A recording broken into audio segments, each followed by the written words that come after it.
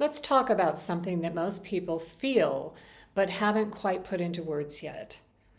Because when you step back and look at everything happening at once, not just one policy, not just one news cycle, but all of it together, a picture starts to form, and it's not a pretty one.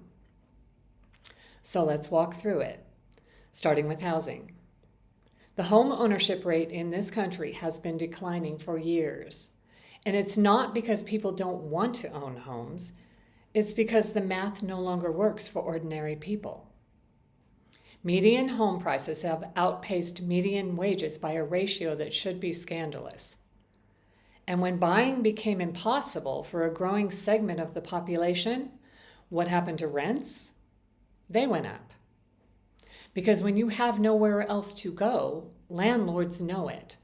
Corporations know it. Investors know it.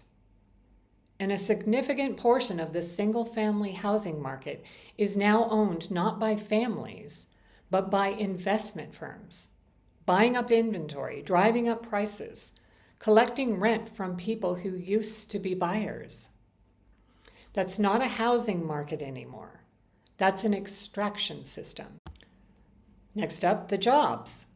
Manufacturing left, unions got gutted. The gig economy replaced stable employment with the aesthetic of flexibility, which really just means no benefits, no security, and no floor under your income. And now AI is coming for the white-collar jobs that were supposed to be the safe ones. Customer service, paralegal work, writing, accounting. So the jobs that paid enough to live on are disappearing. And the jobs replacing them, if there are any, don't. The basics: groceries, gas, utilities, healthcare. These aren't luxuries. These are the floor of human existence. And every single one of them costs significantly more than it did 5 years ago, while wages have not kept pace, not even close. So you have a population that can't afford to own, can barely afford to rent, is working more for less, and is watching the cost of survival climb every single month. What happens next is not complicated. People end up on the street. Not because they're lazy, not because they made bad choices, because the arithmetic catches up with them. Because there is no longer enough margin in a working class life to absorb a single crisis, a medical bill, a job loss, a car repair, without everything collapsing. And here's where it gets dark.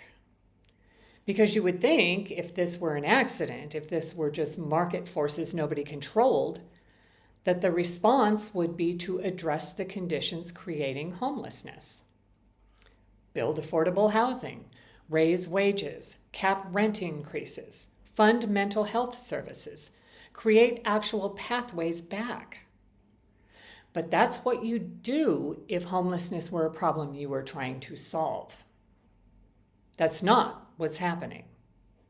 What's happening is that cities and states across this country are passing laws that make homelessness illegal. Criminalizing sleeping outside, criminalizing sitting on a sidewalk, criminalizing existing in public without money. You can't live in a house because you can't afford one. You can't camp because it's illegal. You can't sleep on a bench because it's illegal. You can't exist in this economy, and you can't exist outside of it either. So where do you go? Into the system.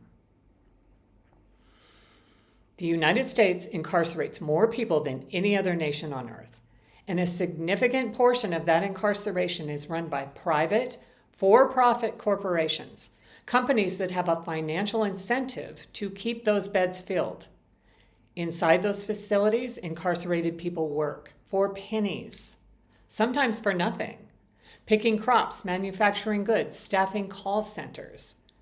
Work that used to pay a living wage on the outside, now performed by a captive population with no choice and no recourse. That is not a bug. That is a labor model. And if you follow the policy thread, price people out of housing, eliminate stable employment, criminalize the inevitable outcome, funnel the bodies into a for-profit system that monetizes their labor, what you have is not a series of unfortunate coincidences. What you have is a pipeline. Now, I want to be clear, this is my analysis, my opinion. I'm connecting dots based on documented policies and documented outcomes. I'm not claiming a shadowy room where people sat down and drew this up on a whiteboard. But I am saying this: intent can be read through outcomes. And when policy after policy produces the same result, the elimination or capture of people who can't be profitably employed in the traditional economy, at some point you have to ask the question, who benefits from this? Follow that answer and you'll have yours. I'm Lil, and this is Lil Unfiltered. If this made you think or made you angry, which is just thinking with feeling, share it, because the first step to pushing back on any system is being able to see it clearly.